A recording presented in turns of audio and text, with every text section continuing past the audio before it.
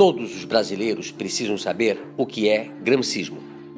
Uma tese criada pelo filósofo comunista e marxista Antônio Gramsci, que influencia diretamente na nossa política e cultura.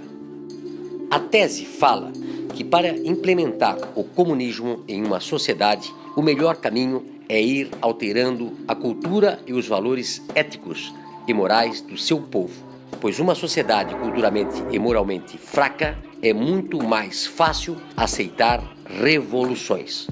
Foi sabendo disso que Antônio Gramsci postulou o conceito de hegemonia cultural, que trata do domínio ideológico de uma classe sobre a outra, trazendo o enfraquecimento do capitalismo, culminando em uma revolução e ditadura comunista.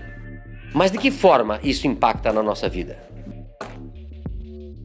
Toda a inversão de valores existente hoje no Brasil, implantada pela esquerda, é completamente baseada no gramscismo, um plano de poder dos comunistas que vem sendo adotado em vários países da América do Sul, como Brasil, Venezuela, Cuba, Bolívia, Nicarágua e muitos outros. Aqui no Brasil, se tornou mais forte no governo de Fernando Henrique Cardoso, quando permitiu a criação do Fórum de São Paulo, proposto por Lula e Fidel Castro. O golpe comunista vem sendo aplicado na sociedade em etapas. Tudo começa com um governo populista que implanta assistencialismo, criando bolsas e planos familiares com o objetivo de controlar a classe pobre e garantir votos de cabresto na próxima eleição. Ainda nesta etapa, os governantes promovem o inchaço da máquina pública, com o aumento de cargos públicos para fidelizar em torno de 4 votos por grupo familiar.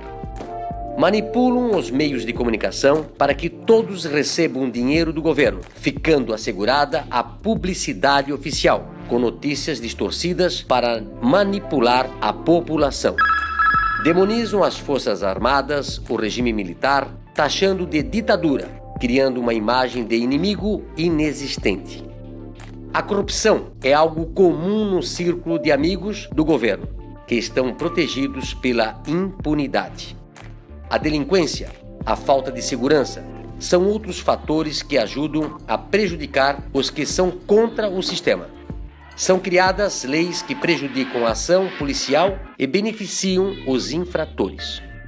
Os mesmos que incentivam a separação entre a sociedade promovem ocupações de terras públicas e privadas e se beneficiam depois cobrando aluguel dos pobres que começam a residir nos espaços. O nível educacional da população passa a ser muito baixo para que o povo se mantenha na ignorância sob o controle do governo.